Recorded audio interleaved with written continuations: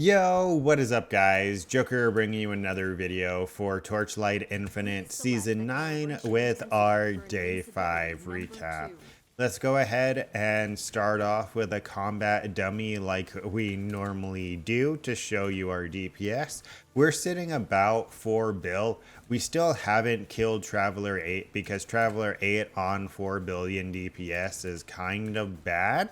I don't want to sit there and do like a 6, 7, 8 minute boss fight. So we're still going to get more damage before we're able to do Traveler 8. Because it's not like we'd even be able to farm Profound with this amount of damage. And if anything, I was stream hopping yesterday and a lot of people are not in Profound yet. Like apparently a lot of us are stuck in time mark 8.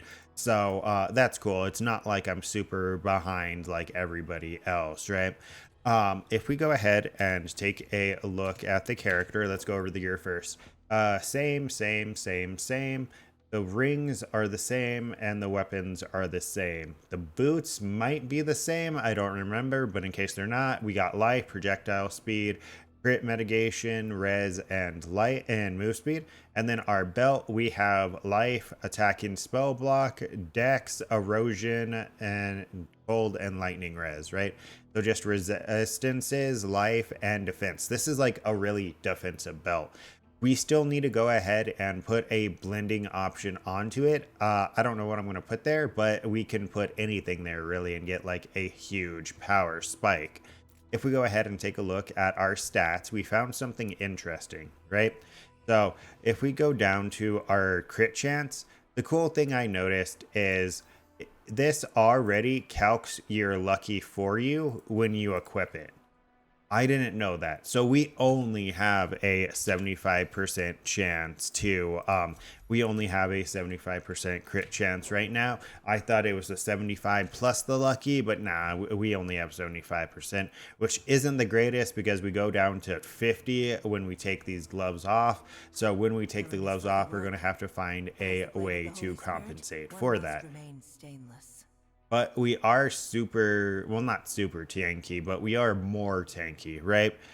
We have, and look, you can see that we're over capped res by like a decent little chunk because honestly, there's not really any other modifiers I could put on the belts or the ring or the boots.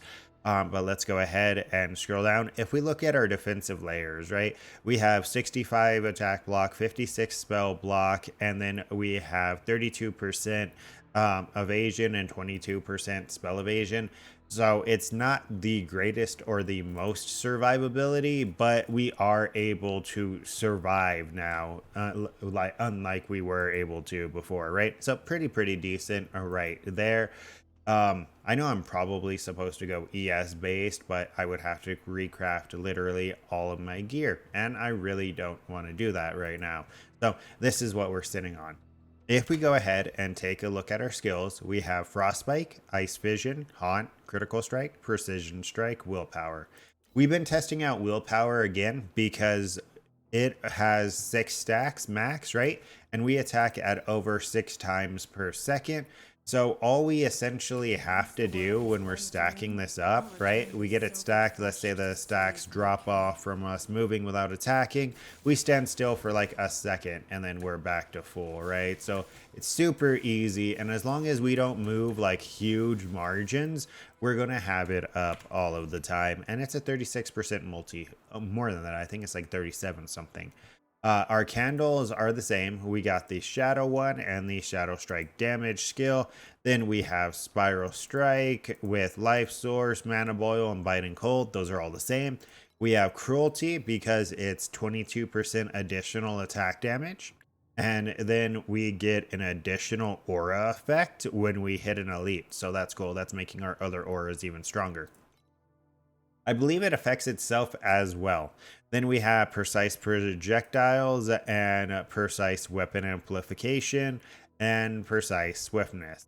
How are we getting all of this reserved? We are in the Lich tree, remember? And we are taking these bottom 7 nodes. Without these bottom 7 nodes, we would not be able to reserve everything that we're reserving. So if you're following, you need these. even if in I'm sorry, even in the place of like crit chance, right, or all stats, you need the RMR to be able to turn on the mirrors, to turn on the auras, because it's just going to be worth more for you overall, right? If we go ahead and take a look at our slates, nothing has changed. We need to upgrade these next, right?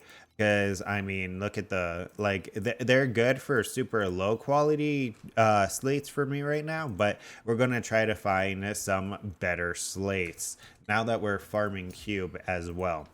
If we go into hero traits, this is the other thing that we upgraded. We upgraded, I think that one's the same, maybe not, but it has crit strike damage, crit strike rating, and then it has critical strike damage and physical damage. Then we have attack block, spell block, projectile speed, and cold skill critical strike damage. And then we have spell block, evasion, projectile speed, attack, and cast speed, right? That last one's might be the only one that I actually do roll if I do plan on changing. If we go ahead and hop over here, we have our new void chart. I'm going to make like a complete video on the dream strategy that I was running because I essentially fine-tuned it. So I'm more confident that it's actually like a good strategy compared to like hit and miss like it was before, right? So we are running cube now. In cube, we're taking pretty much all of the nodes except for this one and the chance for the cube because we're running a cube compass. Then we have anchor. We're not taking the chance for the anchor because we have an anchor compass. And then we're taking the node giving us whispers of wander, and over here the boss whisper. These nodes are also good because there's a chance that the anchor will just be skipped and you can literally just click it. Honestly, huge quality of life. And then over here, the Whisper of Wander is what's going to be giving us the drop quantity and rarity. So I don't have the Black Cell pet. So my strategy for Black Cell is just as much quantity and rarity as possible. And that'll compensate for pretty much everything else, right? The nodes that say like more memory threads or more memory threads or more memory scraps, those get kind of scaled naturally by just having the quantity, right? So do the hero memories. So when you can, you kind of always just do go for flat quantity and rarity, and your chests are going to be better. I've been getting lucky and getting some chests where I click like one node to double the memory scraps and getting like 400 memory scraps from one chest. I've gone in from 200 to 400, right? And yeah, really good strategy. They just buffed the league mechanic today, so hopefully it's a lot better. We need to farm a lot of it before we can even get to profound. But yeah, that's pretty much it. I believe I went over everything that I wanted to cover in the video. Do we want to do a showcase? You know what? Let's do a showcase real quick. All right, so this is what you do. You put 4 clicks of the Netherrealm Resonance in, and then we're running a Black Cell Compass, Strength and Minis Compass, and Cube Compass. And then we just open the portal. And essentially what this does for us is the strength in numbers gives us a large amount of extra desire crystals dropped from the mobs, where we're able to average like 150-ish roughly. We still haven't ran that many maps. We're able to get 150-ish desire crystals on average, which is getting us like 7 to 8 pulls from the, I need to remember there's chest here, 7 to 8 pulls from the thing. And I do have a level 3 cube pet. So, oh, bounty. You have a new bounty order from the black market. Please process it promptly. So we do have a level 3 cube pet, right? So we are able to actually get a decent amount of loot, because when it procs and it gives us triple loot, you just get like an insane amount of rewards. So the changes they made to the league mechanic is they made the little guys' shields disappear faster, and they made reinforcements spawn faster, they said. So hopefully they do something with like the generic loot as well. I need to kill one mob.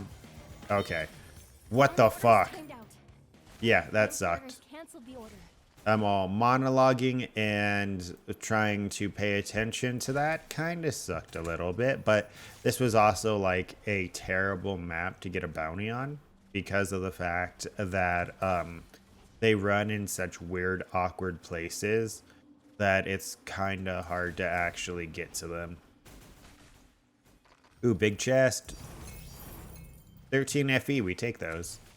That's why you always click precious chest.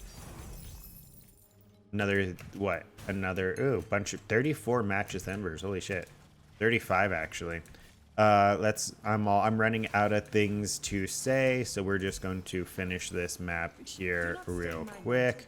But yeah, as you can see, we're able to blast time mark 8 pretty effectively now, which is good because at the prices of everything to continue to upgrade the character, it's going to be literally hundreds, tens of thousands of FE that I'm going to need a farm to get the character probably into profound, sadly. Overall, the damage has performed relatively decent. Ooh, 40 precious embers, that's like 20 FE. If the mats wouldn't have been so difficult to actually obtain, we probably would be much closer. But since crafting costs so much this league, that's kind of why we're still on time mark 8. It is kind of a positive, oh, pet triggered. It is kind of a positive negative thing because essentially the reason why the prices are so high is because there's just a lot more players actually playing Torchlight Infinite this season than there normally is, which is a good thing and a bad thing. Obviously, we need to drop more loot, so XD, get on that and dropping us more loot, because if there is these more players, there's going to be a higher demand for these crafting items, and when there is low chances, like a 3% or a 1% chance, we are not really going to be able to craft the gear we need to push into the end game. But that may actually be a transition. They may not want us to go push into profound and deep space as early as possible. I mean, I'm pretty sure the Chinese people have already been blasting in there for a couple days, but that's not the point. This has already been longer than I would like, so I'm going to end it here. Don't forget to like, comment, and subscribe to stay up to date with this and future content.